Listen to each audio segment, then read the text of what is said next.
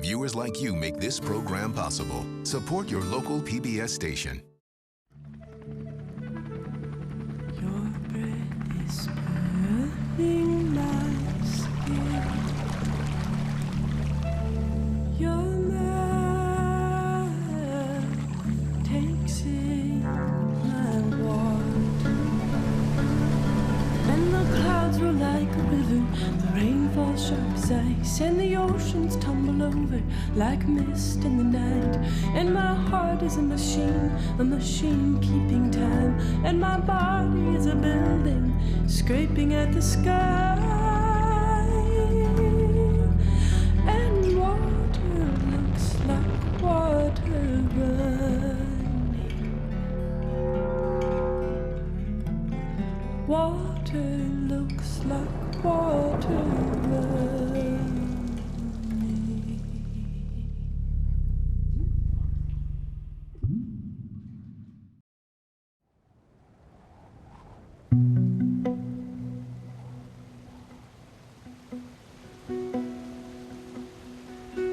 Sometimes the best story is right there in front of you, but you don't see it. How did I not see water? I'm Kelly McEvers, and I'm a radio journalist. Every morning, I take a shower, I drink my coffee, but it never really occurred to me. I now believe this humble molecule, the one that's hitting my face every morning, could be the most important untold story of our time. So, with a team of filmmakers and scientists, this is our podcast-style documentary on the story of water. It's easy to follow this story through a record-breaking drought or in the increasingly frequent mega floods. But sometimes the connections to water are less obvious. Like when dry forests burst into flames. Or when water shortages wreak havoc on stock markets. Without water, we struggle to feed ourselves, and people get desperate.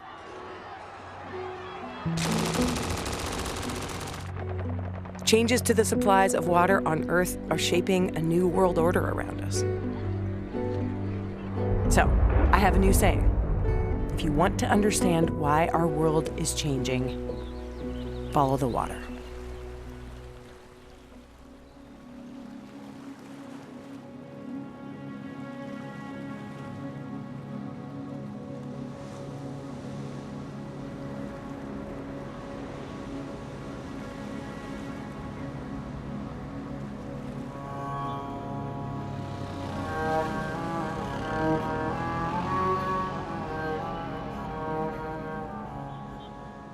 So, what does a water crisis even look like?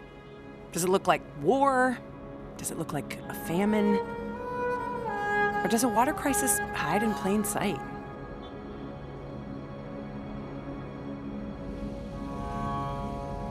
Just 25 miles long and 5 miles wide, Gaza is near the epicenter of Middle Eastern conflicts.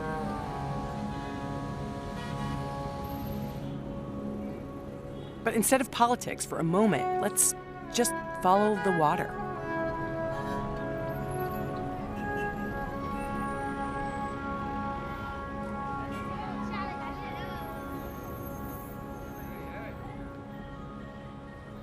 ربنا قال في القرآن وجعلنا من الماء كل شيء حي.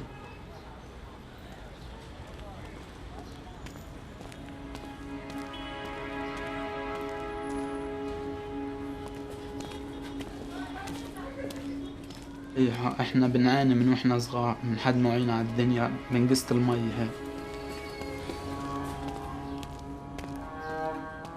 Yahya Jadallah lives with his father and brothers in a neighborhood called El Shati. For 4,000 years, people here have gotten their water from wells. But because the aquifer is now overdrawn, the salt water is intruding from the sea. يعني الحكومة برضه بتجيبهاش دايما، يعني المفروض يوفروها يوم أو يوم بعد يوم.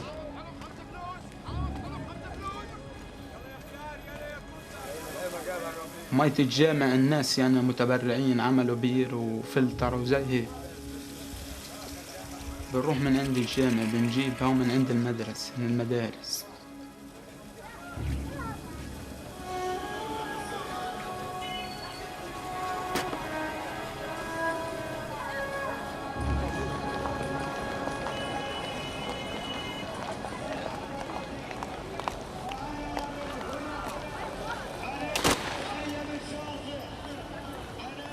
Today, 97% of Gaza's wells are unfit for human consumption. If nothing is done, the United Nations predicts that Gaza will soon be unlivable. ممكن الحروب تنتهي بأي وقت، بس قصة المي صعب إنها تنتهي بغزة.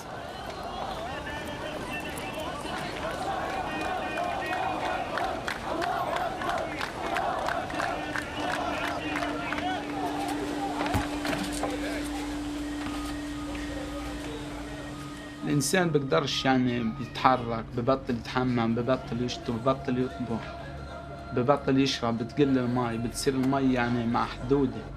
فالإنسان بيقدرش يعيش في هذا الإشي. في هذا الحالة الإنسان بصير يكره نفسه.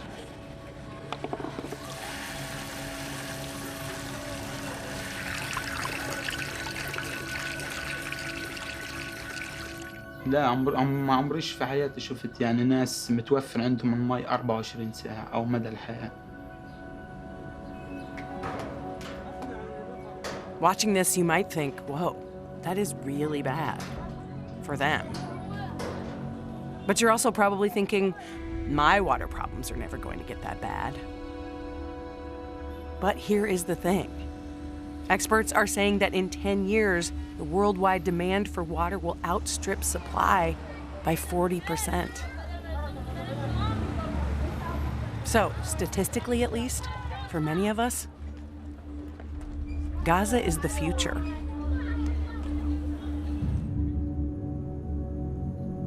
Maybe you think this couldn't happen in one of the richest nations in the world. Well, take a look at this, the Salton Sea.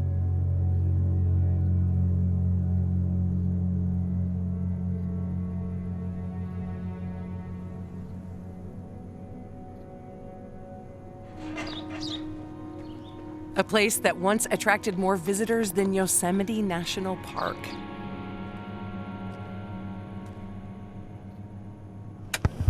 Here is truly a miracle in the desert. Today, the Salton Riviera, beside the blue Salton Sea, is the place for you to take charge of your future. This unusual city has a date with destiny.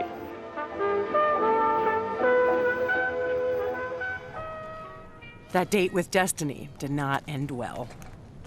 Water scientist Jay Famiglietti understands what happened here. I like to think of him as the water detective. Welcome to my office. Jay told me that we used to let fresh water reach the Salton Sea. But now we have diverted the water for other uses. The only water that reaches the sea is farm runoff, which is so polluted that the entire basin is a public health risk. One of the things that I think is really clear from looking at the satellite picture is that the need for humanity to grow food is really putting one of the biggest fingerprints on this global map of changing water availability. And so what that says to me is that we're having a huge impact, and so we really need to think about it. For Jay, the Salton Sea is also a glimpse into the future. If we think about worst possible situation, take a big city like Phoenix, runs out of water, this is what it might look like.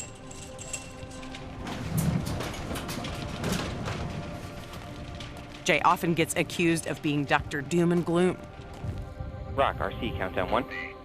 But get him around his rockets, and he perks up a bit. Verify range of screening, go for launch. I'm literally getting the chills, and it's not from the cold weather. the total amount of water on Earth does not change. You can't make it or take it away. So the question is, where does it go? To answer that, Jay and his colleagues at NASA created the GRACE mission. AFTS is ready for launch. And now, after 15 years of successful measurement, GRACE is getting a major upgrade. F9 is in startup. LD, go for launch. 10. 9, 8. Yeah, it's a huge deal for, obviously for me personally, but I don't want to sound too corny, but it is a huge deal for humanity. And liftoff of GRACE follow-on, continuing the legacy of the GRACE mission of tracking the movement of water across our planet. Eagle pitching downrange.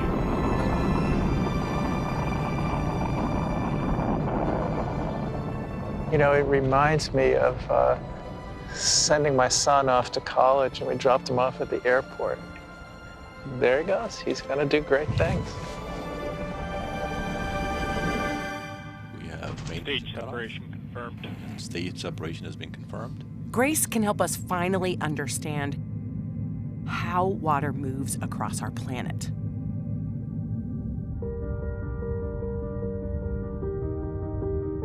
Several of NASA's satellite missions have already been gathering decades of data that can be pieced together. And they picture the ancient pathways that water has taken since the last ice age.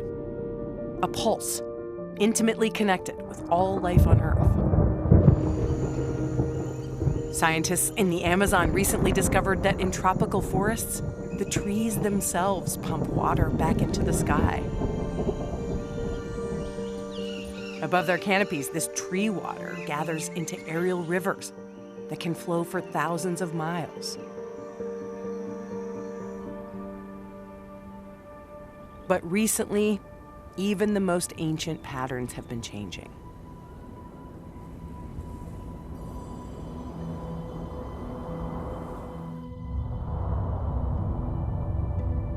And we know this because for the past 15 years, Jay's GRACE satellites have circled the Earth every 94.5 minutes, gathering data.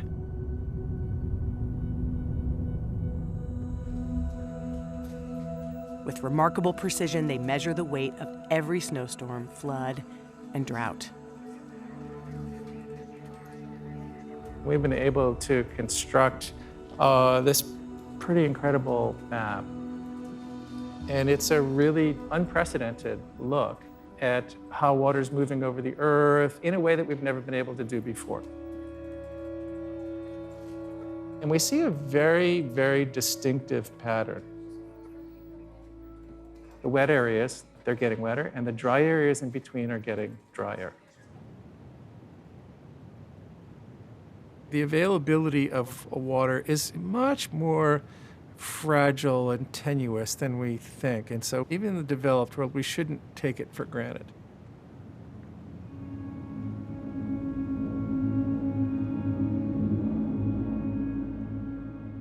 I live in Los Angeles, and one of the things that worries me the most is drought.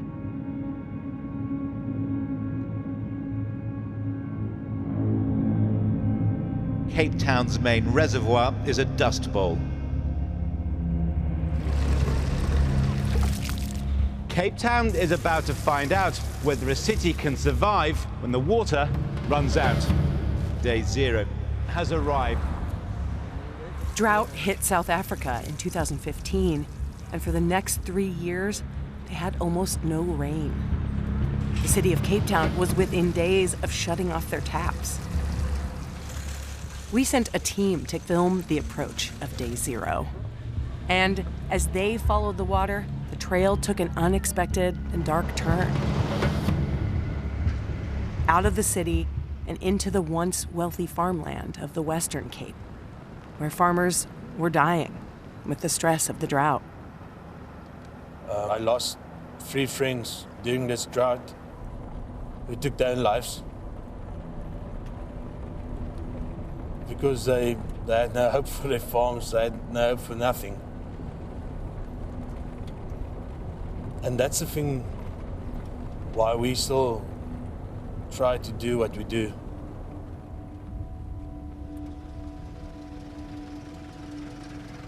Burra Burgers charity delivers water and feed for livestock to farmers who are no longer able to farm the land.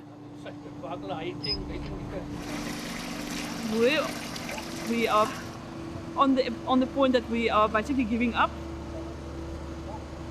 4 years since we last had proper rain. Most of our animals we had to get rid of. It's a battle against nature.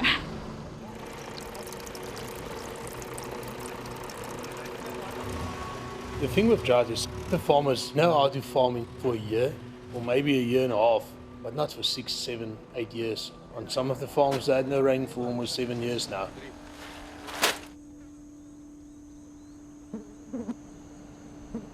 So then you struggle. Then you struggle with life.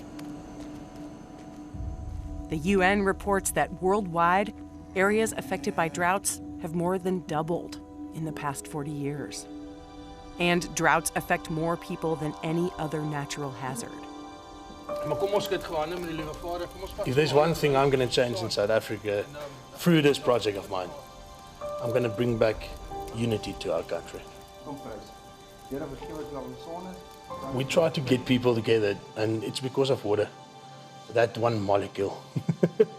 Yeah. If you're caught in the middle of a drought, it's easy to imagine that the whole world is running out of water. Far from it.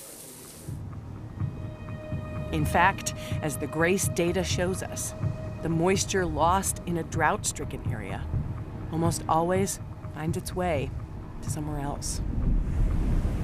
One of the consequences of a warming world is that the atmosphere can hold more moisture. And if the atmosphere can hold more moisture, that means it's going to drop more moisture.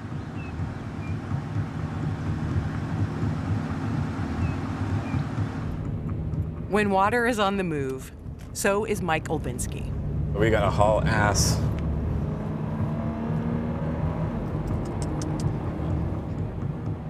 As a professional storm chaser, he is one of the few people who benefits from new weather extremes. Yeah, look at that. It's really looking good out there.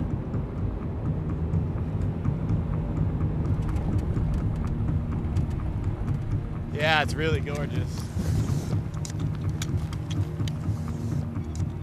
Most storm chasers want to see tornadoes. But Mike tracks these rare giant thunderstorms, known as supercells.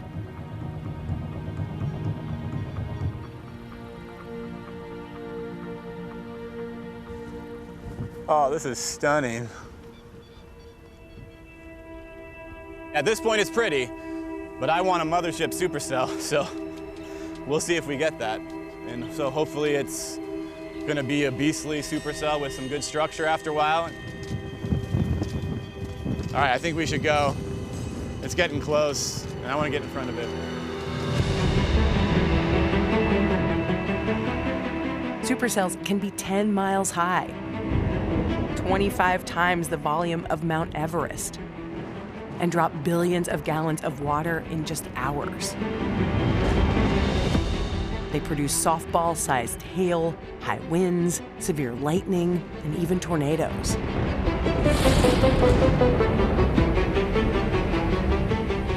In the American Midwest, storms like these are a third more common than when Mike was born.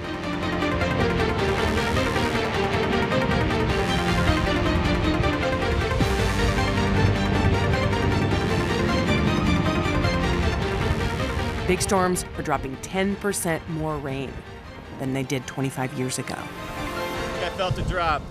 That's hail. Oh, is that hail? Ow! Hey, probably gotta go. Yeah. That hail just hit me in the head. And it's not just moisture. Storms feed on heat, so warmer conditions also mean more raw power.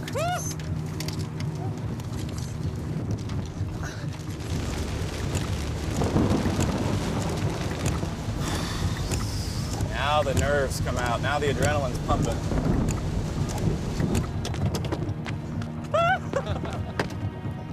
what we freaking live for right here. This is great. I hope my exposure's right. Mike finally finds the supercell storm he's been looking for. Oh man, it's so great. Just move slow, baby. Just move slow.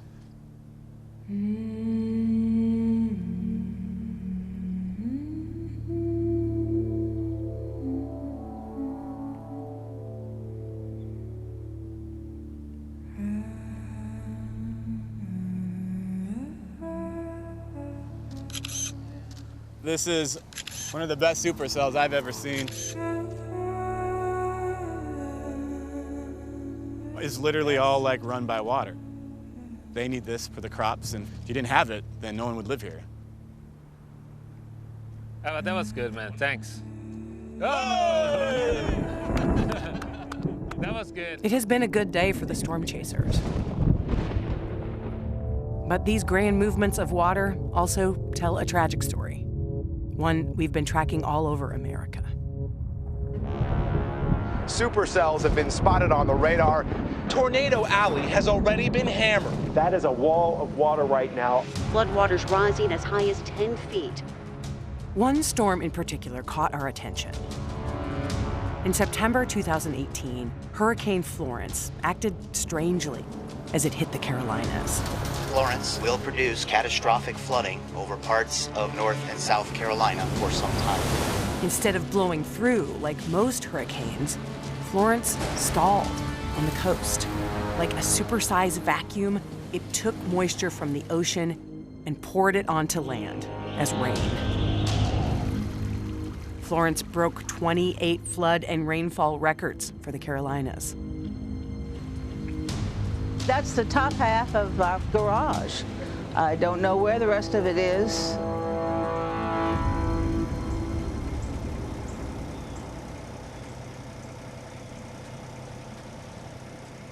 We headed to the Carolinas with photographer Gideon Mendel. Gideon has been documenting the increase in flooding around the world. You could just pause for a second so I can get the reflection of the church. That'd be cool. I guess I had kind of fascination with this landscape. There's something about a flooded environment which I actually find very visually alluring. No. He ain't gonna come in the boat. No, that thing all glued on it. Hold on, he'll chase you him. The heart of the whole project is a series that I call Submerged Portraits. And it's a series of pictures of people affected by flooding, engaging with the camera directly. Around the world. Would you be open to us talking to you and photographing you, maybe?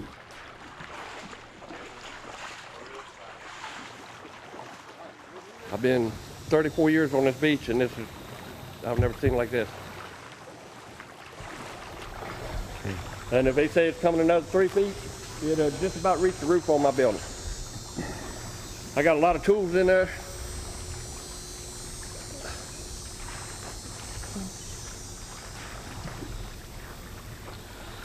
I thought we was gonna be all right, but it's not. I'm so sorry, George. Guys, can you come just a little bit forward? Yeah, that's right. It is quite amazing how long people will sit there and stand there in the water and engage with me. 15, 20 minutes, half an hour sometimes.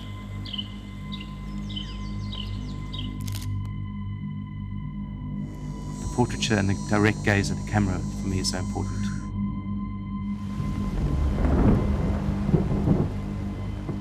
For Gideon, the increase in flooding is a global story.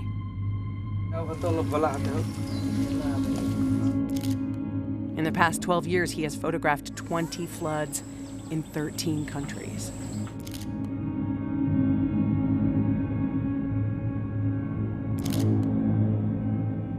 The water connects all the people I photograph. Despite huge differences in culture, class, location, when the water's in your home, they have a shared vulnerability to flooding, to climate change, to global warming.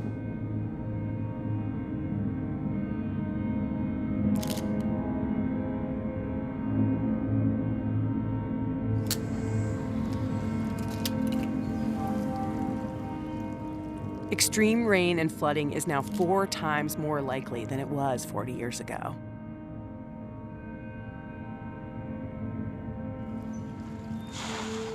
Hurricanes are 60% more powerful than 50 years ago, and their top wind speeds have increased 25%. Really photogenic.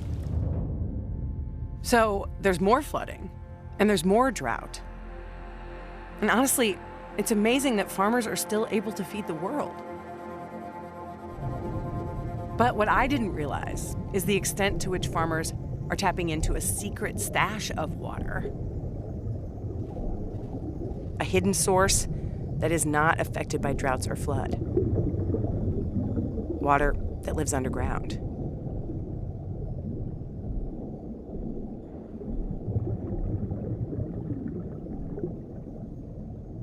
Deep under our feet, there are aquifers that together hold more water than all the lakes and rivers on Earth. They don't often look like this. Most groundwater is held in layers of rock or sand. Many aquifers contain what's called fossil water. And what that means is, it took thousands of years to get here.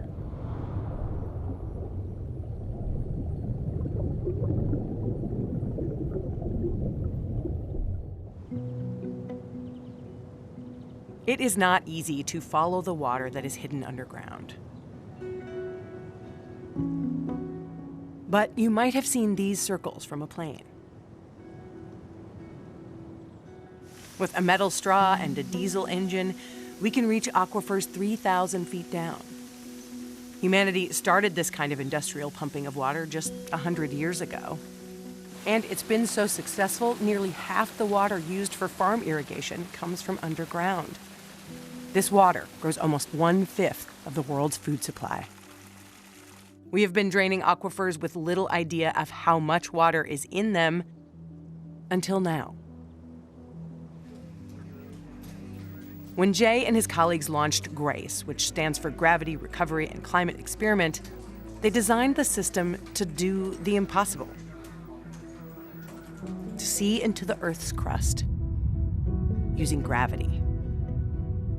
We can see storage changes in the world's great aquifer systems from space. I like to say GRACE works like a scale in the sky.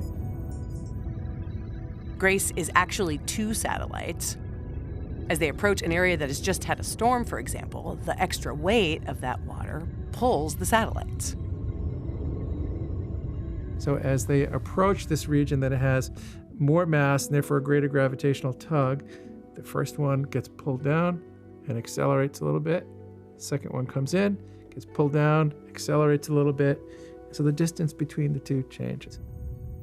That's the measurement that the GRACE mission makes. It's the position of the satellites. In this way, GRACE can tell us the difficult truth about our aquifers.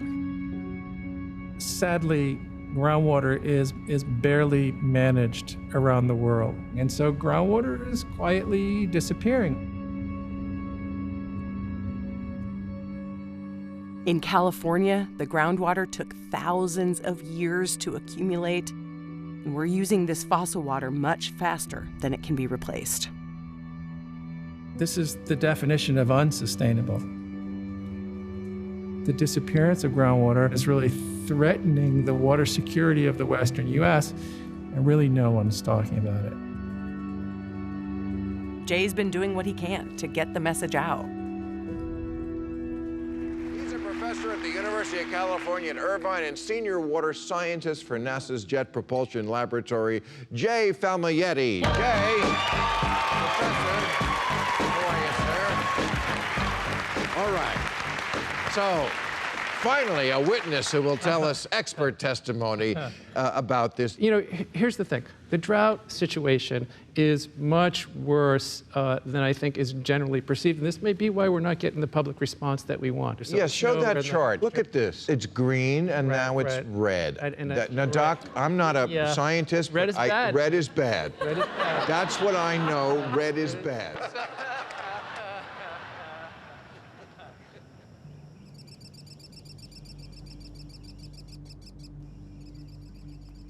It's pretty safe to say that Jay is frustrated. More people are not taking his breakthrough insight more seriously. But the truth is, it's hard to stop pumping the water. Farmers need water. All of us need food. If anything, we just keep pumping faster. So what we're doing here is we just got done setting casing yesterday. It wasn't until we met Steve Arthur that we got a sense of the scale of these wells. He drills 30 new wells each year. Can you see the water table fall over time? Well, I remember when I was a kid, we would drill in the Madera area. We would go 240 to 300 feet. 300 feet was considered a deep well. Yeah. Now, we're replacing those wells with 500 and 600 foot wells. Oh, okay. How much pressure? Steve says it's become a kind of race to the bottom. If one farmer drills deep to get the water, the next farmer drills even deeper. And all this drilling is not cheap. If I'm a customer, I don't have a well, I want you to dig a new well. It's 2,000 feet deep. How much is that going to cost me? It's going to cost you a little over $500,000. Whoa. Half to 3/4, depending how it's constructed. Okay. That is an insane amount of money, which tells you that water is big business. It also tells you why so many of America's aquifers are running dry.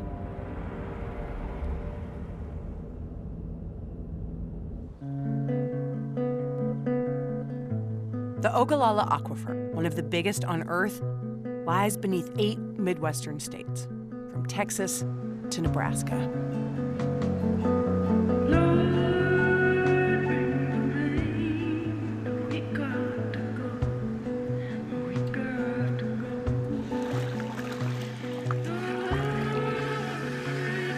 This is Ogallala Aquifer water. Comes through the water system over here with the big storage tank.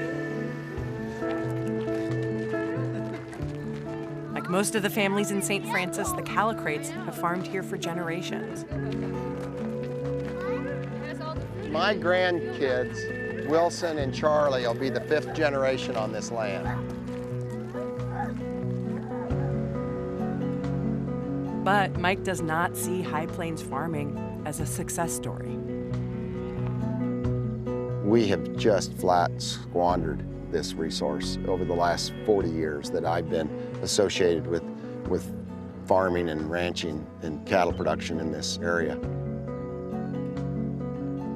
If we would stop pumping today, it would take 6,000 years to recover the amount of water that we've taken out in just the last 40 or 50 years. The aquifer under St. Francis is already a third empty. Mike blames the industrial model of agriculture, the one he was taught in college. I've had a front row seat in this disaster, and I hate industrial agriculture. Most of the water from the Ogallala Aquifer is used to grow grain for feedlots full of cows. This is the biggest feedlot in the world off to your left. It's 130,000 head of cattle in one place. From a business perspective entirely, you're thinking about the Ogallala Aquifer as a gold miner would see a gold mine, as an asset, as a resource to be extracted and utilized, and when it's gone, it's gone. What worries Mike is what happens when the water runs out and the mining operation moves on. In St. Francis, Mike thinks industrial agriculture has broken the hope these communities have for a sustainable future. And it has already hurt the community that lives here. You know, when we look at this main street of St. Francis, Kansas, what you're really looking at is the approach of industrial agriculture. It doesn't care about people. It cares about return on investment. It cares about a bank account. And everything else doesn't matter. It's no wonder we're losing rural communities and losing farmers. Down on the southern edge of the Ogallala, the aquifer is already running dry and putting farmers out of business. Without the farmers, the local economy collapses. And if the trend continues, the town of Happy, Texas, is the sign of things to come.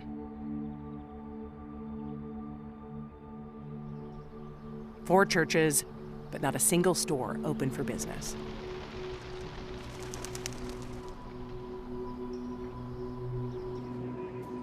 Jay knows this underground water problem is not only in America. Grace sees into aquifers all over the world.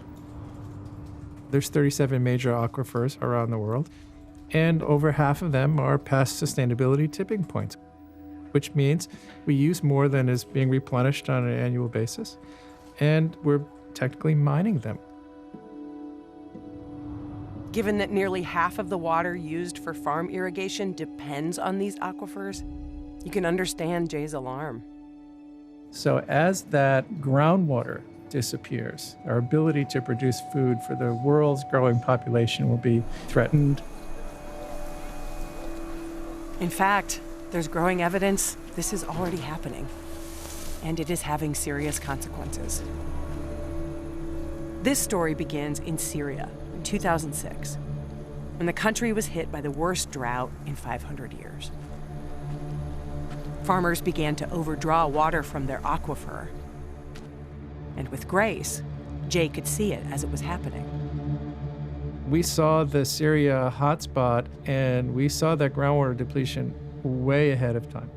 And we did try to communicate that to the Pentagon, State Department, and it's tough. It's tough to get attention. Who are you? You're some professor that walks in with a research paper and a colorful map, and it's hard to really convey what's happening. But we made our efforts repeatedly.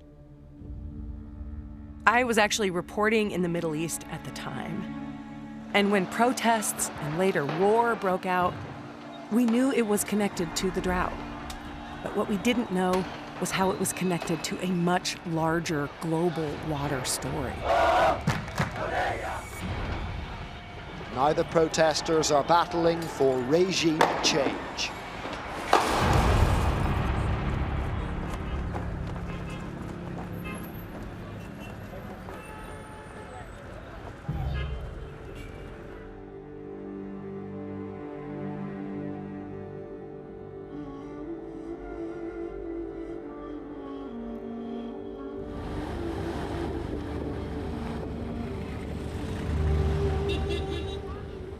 The Zaatari refugee camp in Jordan is home to about 80,000 refugees from Syria's civil war.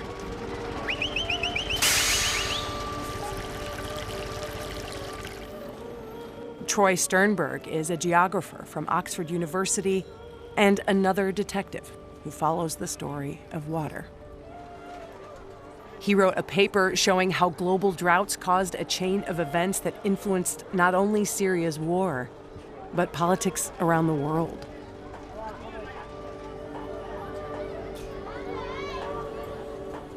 His interviews with refugees like Mahmoud al-Qadr add a human dimension to the data. Mahmoud, could you please explain what brings you to the refugee camp? What factors drive you here? يعني حتى الهواء لو يقدر يقطعوا يقطعوا علينا يا ابو ادم الله يخليك. The lack of rain have reduced the amount of crops growing naturally. So people had to go and start getting water from underground. But they also stopped the diesel. So there is no diesel to be able to pump water. So there was no water to drink. There is no food with the drought. We start eating the grass. 85% of Syria's livestock died, and hundreds of thousands of farming families like Mahmoud's had to abandon their farms. They ended up settling outside Syria's big cities.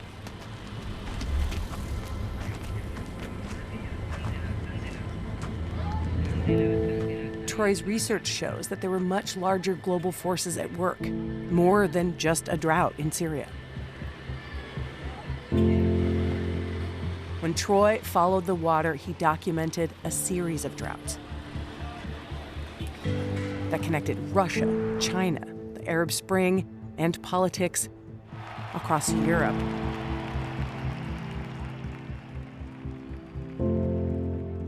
This globalized world is very interconnected. Things that happen in one part of the world can have a great knock-on effect in another part of the world. Sometimes we talk about this as the butterfly effect, but I think it's more direct, and it's really climate, drought, anything that happens that we can't control or can't count on. One way might be to look at it as a series of dominoes. It was a set of dominoes that collapsed over a 10-year period. And it started when Australia faced a drought described as a 1,000-year event. Australia is dying of thirst, and where there used to be water, there is only dry, cracked earth. During the winter, countries in the northern hemisphere depend on the southern hemisphere for wheat. And the drought threatened Australia's ability to supply this winter wheat to the rest of the world. Then the next domino fell. In 2010, mainland China suffered its own drought. The drought ravaging China is being called the worst in a century. Wheat is a global commodity traded on the international market, so liable to market forces. So if China needs more wheat, my thinking was, does this have another impact somewhere else in the world? Troy followed the trail to the Middle East, where farmers were suffering from their own drought. And with the wheat issues in Australia and China, it affected food prices in Syria and Egypt.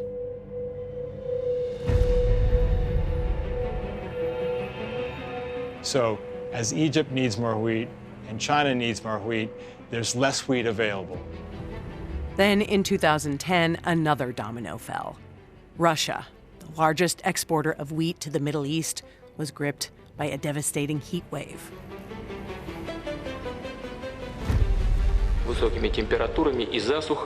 Due to abnormally high temperatures and drought, I believe it's reasonable to introduce a temporary ban on grain and wheat products export. With wheat exports from Russia reduced by 80%, world prices skyrocketed. It's Christmas for the speculators as prices drive upwards. Wheat by a whopping 130%. There's a limited supply, great demand. Speculators on the commodities market saw an opportunity. They bought and held on to the wheat while prices rose. Richer countries can stockpile the grain. They have great physical and infrastructure power, ships around the world that can transport wheat. Other countries don't have this possibility. By the time some Arab governments realized what was going on, it was too late. Prices for bread went way up. In Egypt, the wheat prices skyrocketed 300% and more. In recent weeks, there have been long queues in front of bakeries. Rising prices have even caused riots in the Nile Delta. Hunger began to fuel people's anger toward their governments.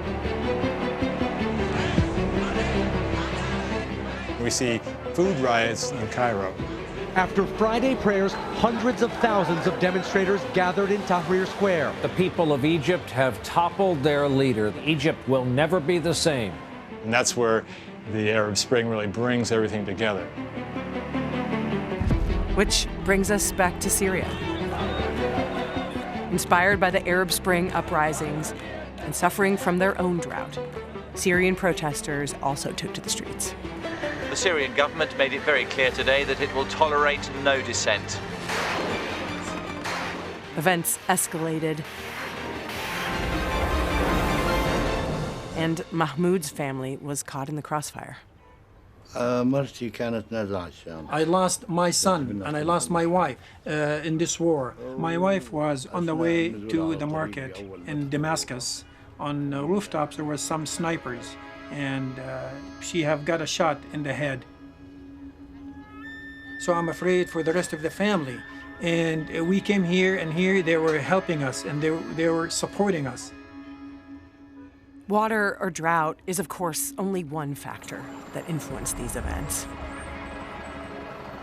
But when 1 million refugees fled to Europe, the falling dominoes came down much closer to home. But these people calling for the regime to change are on the back foot. They've been forced from their homes and pushed towards the border with Turkey. As migrants pour into Europe, in the UK, we see this filmed on TV throughout the summer of 2015. It plays very well into the Brexit Leave debate. The Leave campaign celebrates as the UK votes to cut its ties with the European Union. The fear of mass migration directly impacted the Brexit vote in Britain. And, according to Troy, even had an impact here in America. If we go further, this news plays out in the US. Donald Trump gets elected on this very nativist, America First theme. We will build a wall.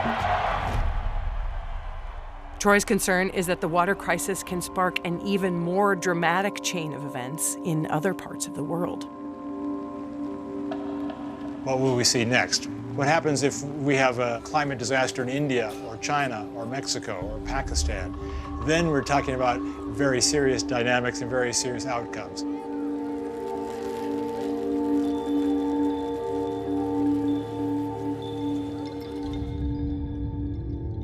In our globalized, interconnected world, no country can afford to ignore water and climate. For the past 4 years, the World Economic Forum has ranked the impact of the water crisis alongside weapons of mass destruction, disease outbreaks, and failure to address climate change.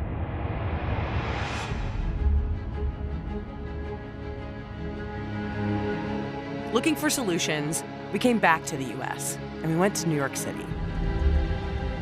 And we reconnected with Giulio Bucoletti, who wrote a seminal report for the World Economic Forum.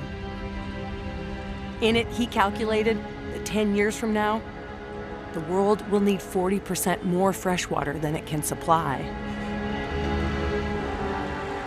But Giulio thinks that if more people knew about New York's water story, they could avoid that grim fate. New York has a very particular experience, but one that I think holds the key to the solution to the water crisis for the whole world. I suspect most New Yorkers, assume that water just comes out of the tap. And yet behind that tap, there is one of the most sophisticated integrations of nature and water that has ever been seen on the planet.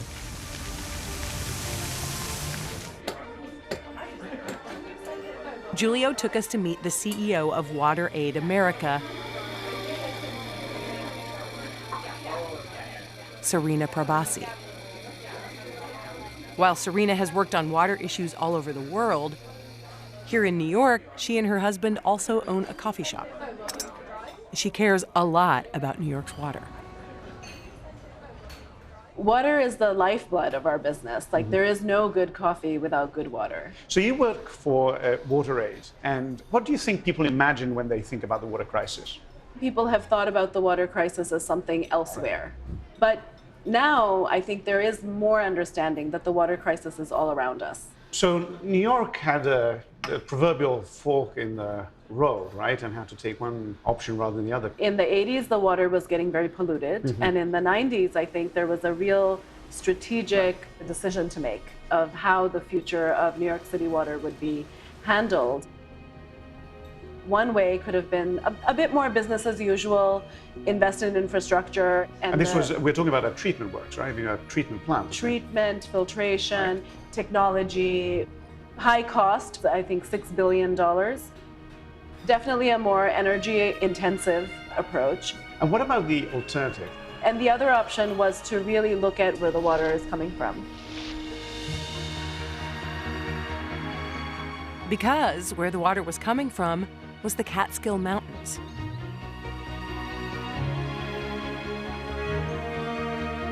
So instead of a new treatment plant, New Yorkers chose to invest in a nature reserve that doubles as a giant water farm.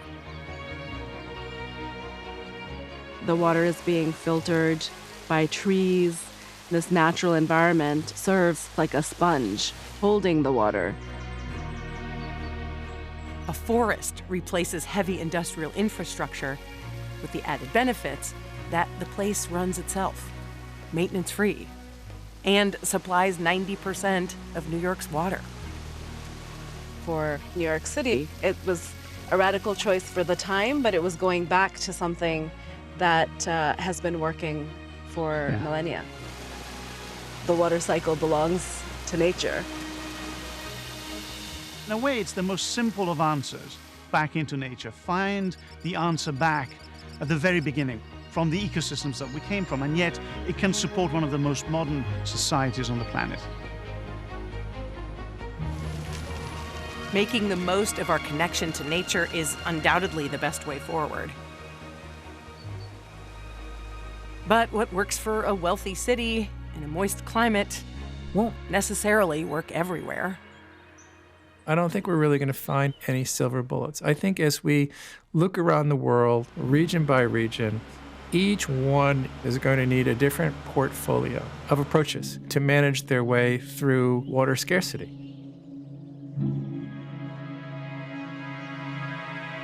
Maybe it's not surprising, but we found in the places on Earth where there is less water, people value it more. And of all the places we went to, it was in the Middle East, where we saw not only the challenges ahead, but also glimpses of hope. Since its inception, Israel has valued water much like America values oil. They even went to war over it. So here, controlling water is a matter of survival. Israel recycles 90% of its water, compared to just 1% in the US. And they achieve this not just through wealth and power, but through winning hearts and minds. ישראל מתייבשת. זה קורה בכל העולם. וזה לא רק שנת בצורת. ואין, פשוט אין לנו מים לבזבז.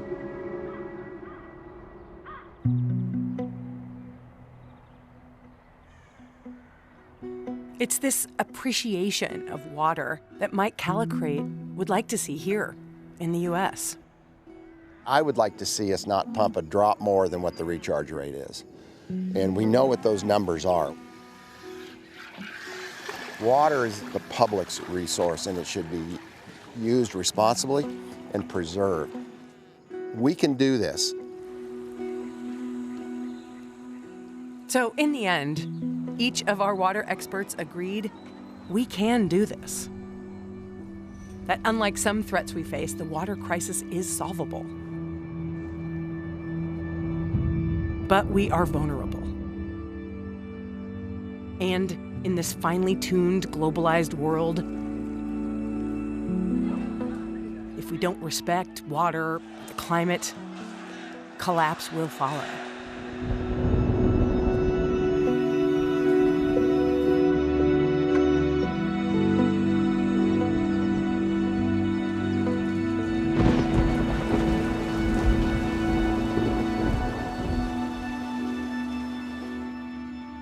When we understand the connections, where our water comes from, then we value it for what it is. The fuel of life itself, the molecule that made us.